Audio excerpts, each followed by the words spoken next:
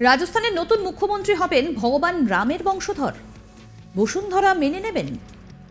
রবিবার ৩রা ডিসেম্বর ৪ রাজ্যে ভোটের ফল প্রকাশের পর দেখা যায় হিন্দি বলয়ের মধ্যপ্রদেশ, রাজস্থান আর ছত্তিশগড়ের ক্ষমতা দখল করেছে বিজেপি। ২০২৪-এর লোকসভা নির্বাচনের আগে হিন্দি বলয়ের এই ৩ রাজ্যের ফল যথেষ্টই অক্সিজেন দিয়েছে গেরুয়া শিবিরকে। উল্লেখ্য, রবিবার ফল প্রকাশের পর দেখা যায় ১৯৯ আসনের রাজস্থান বিধানসভায় ১১২টাতেই জয়ী হয়েছে বিজেপি। ক্ষমতা দখলের পরে মুখ্যমন্ত্রীর পদে কে বসবেন তা নিয়ে শুরু হয়েছে জল্পনা। রাজস্থানে মুখ্যমন্ত্রী পদে বিজেপির মুখ হিসেবে উঠে আসছে দিয়া কুমারীর নাম। বিজেপি সাংসদ দিয়া কুমারী এবার রাজস্থানের ভোটে অংশ নেন, বিপুল ভোটে জয়ীও হয়েছেন। রাজস্থানের মুখ্যমন্ত্রী পদের দাবিদার রয়েছেন যে কজন, তাদের মধ্যে অন্যতমই দিয়া কুমারী, জয়পুরের শেষ রাজা দ্বিতীয় মান সিংহের নাতনি দিয়া। এই দ্বিতীয় মান সিংহের তৃতীয় স্ত্রী হলেন গায়ত্রী দেবী। কোচবিহারের রাজকন্যা ছিলেন তিনি, আর সেই অর্থে দিয়া গায়ত্রীরও নাতনি। তবে রাজবংশের ব্লু ব্লাড তথা গ্ল্যামার ছেড়ে অনেকটাই সাধারণের মধ্যে মিশে আমি তোমাদেরই লোক এই বার্তা পৌঁছে দিতে পেরেছেন দিয়া। রাস্তায় নেমে রোদে পুড়ে ভোটের প্রচার করেছেন। রাজকুমারী নয়, দায়াপুরের সাধারণ মেয়ে হিসেবেই ভোট ভিক্ষা করেছেন দরজায় দরজায় ঘুরে, যার ফলও এসেছে হাতে নাতে। এবার প্রচারের মাঝে ভোটারদের সঙ্গে সেলফি তোলার আবদারও মিটিয়েছেন বিনা দ্বিধায়। যারা তার সঙ্গে হাত মেলাতে চেয়েছেন তাদের সঙ্গে হ্যান্ডশেক করেছেন। ২০১৩ সালে বিজেপিতে যোগ দিয়েছিলেন দিয়া। তারপর থেকে ৩টে ভোটে দাঁড়িয়ে ৩টেতেই জিতেছেন। ২০১৩ সালে বিধানসভা নির্বাচনে সওয়াই মাধোপুর কেন্দ্র থেকে প্রার্থী হয়ে জিতেছিলেন দিয়া। এরপর ২০১৮ সালের ভোটে নিজেই ভোটে দাঁড়াননি। এরপর ২০১৯ সালে লোকসভা ভোটে রাজসামন্দ থেকে প্রার্থী হয়েছিলেন, জিতেছিলেন ৫.৫ লক্ষ ভোটে। প্রচার থেকে লোকসভার অধিবেশন বারবার তিনি সরব হয়েছিলেন। মহিলাদের ক্ষমতায়ন, পরিবেশ, শিক্ষা এবং স্বাস্থ্য নিয়ে তাকে বারবার সরব হতে দেখা গিয়েছিল। তবে বেশ কয়েকবার বিতর্কিত মন্তব্যই করতে শোনা গিয়েছিল দিয়া কুমারীকে। প্রসঙ্গত বলি, অযোধ্যা মামলার শুনানির সময় দাবি করেছিলেন তিনি রামের বংশধর, তার প্রমাণও দিতে পারেন।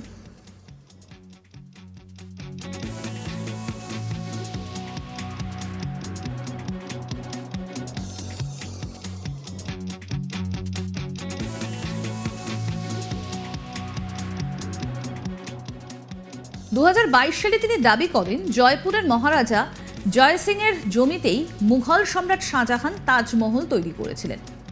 তাজমহল গড়ার জন্য জমি নেওয়ার বিনিময়ে জয়পুরের রাজা জয় সিংকে সম্রাট শাহজাহান ক্ষতিপূরণ দিয়েছিলেন বলেও দাবি করেছিলেন দিয়া। ২০২৩-এর বিধানসভা ভোটে তিনি জয়পুরের বিদ্যানগর পূর্ব আসন থেকে লড়েছেন, জয়লাভও করেছেন বিপুল ভোটে। ১৯৬২ সালে রাজনীতিতে যোগ দেবার পর ৩বার সাংসদ নির্বাচিত হন গায়ত্রী দেবী। ইন্দিরা গান্ধীর জরুরি অবস্থার বিরোধিতা করে তিহার জেলে আটক থেকেছিলেন। রক্তের সম্পর্ক না থাকলেও নাতনি দিয়ার মধ্যে অনেকে তার ছায়া দেখছেন। দ্বিতীয় মান সিংয়ের প্রথম স্ত্রীর সন্তান হলেন দিয়ার বাবা ভবানী সিংহ। রাজপরিবারের অনেক বিধিনিষেধও ভেঙে দিয়েছিলেন দিয়া। রাজত্ব না থাকলেও এখনও রাজস্থানের রাজপরিবারগুলি ছেলে মেয়েদের বিয়ে অন্য রাজপরিবারেই দেয়। দিয়া সেই পথে হাঁটেননি, তিনি বিয়ে করেছিলেন নরেন্দ্র সিংহকে। ১৯৯৭ সালে সওয়াই মাধোপুরের সম্ভ্রান্ত পরিবারের ছেলে নরেন্দ্রকে বিয়ে করেন। ২৪ বছর ঘর করেছেন তিনি, ৩ সন্তান রয়েছে তাদের। খুনের হুমকি, বাবা মায়ের বিরোধিতা কোনো কিছুই তাকে দমাতে পারেনি, যদিও ২৪ বছর সংসার করার পর তার বিয়ে ভেঙে যায়।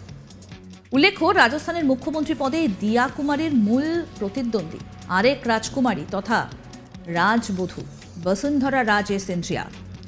গেরুয়া শিবির এবং প্রধানমন্ত্রী নরেন্দ্র মোদীর সঙ্গে সখ্যতা বসুন্ধরা রাজে সিন্ধিয়াকে অনেকটাই এগিয়ে রাখবে মুখ্যমন্ত্রীর দৌড়ে, এমনটাই মনে করছেন অনেকে।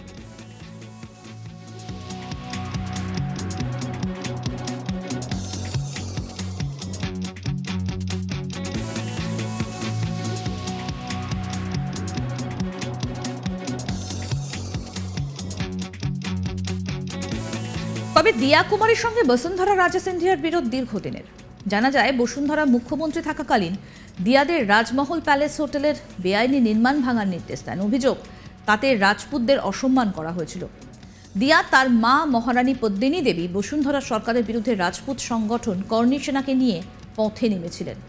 এবার রাজস্থানের মুখ্যমন্ত্রীর কুর্সিতে বসে কে? শেষ হাসি হাসবেন কে? বসুন্ধরা রাজে সিন্ধিয়া নাকি দিয়া কুমারী? সেটা নিয়ে জল্পনা এক প্রকার তুঙ্গে।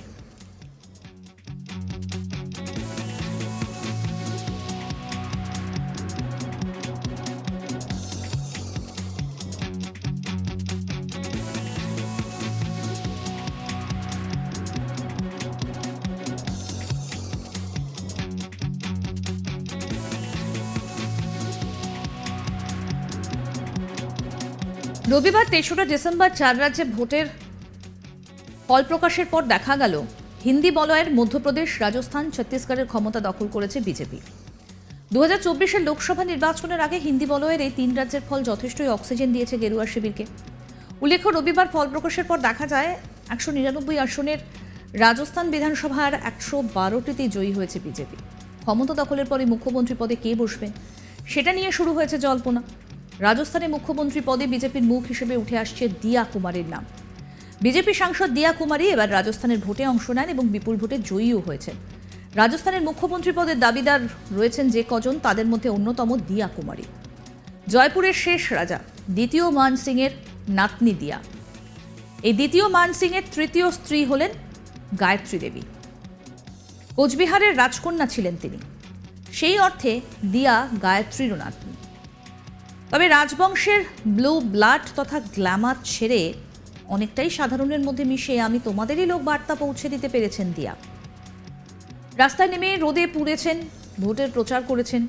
রাজকুমারী নয়, দায়পুরের সাধারণ মেয়ে হিসেবেই ভোটে ভিক্ষা চেয়েছেন দরজায় দরজায় ঘুরে, যার ফলও এসেছে হাতে নাতে। এই প্রচারের মাঝে ভোটারদের সঙ্গে সেলফি তোলার আবদারও মিটিয়েছেন বিনা দ্বিধায়। যারা তার সঙ্গে হাত মিলাতে চেয়েছেন তাদের সঙ্গে হ্যান্ডশেকও করেছেন। ২০১৩ সালে বিজেপিতে যোগ দিয়েছিলেন দিয়া।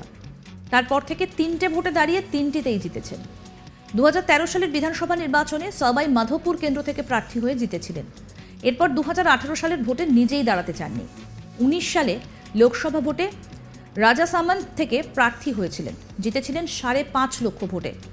প্রচার থেকে লোকসভার অধিবেশনে বারবার তিনি সরব হয়েছেন মহিলাদের ক্ষমতায়ন, পরিবেশ, শিক্ষা ও স্বাস্থ্য নিয়ে। তবে বেশ কয়েকবার বিতর্কিত মন্তব্যও করতে শোনা গিয়েছিল দিয়া কুমারীকে। অযোধ্যা মামলার শুনানির সময় দাবি করেছিলেন তিনি রামের বংশধর, তার প্রমাণও তিনি দিতে পারেন।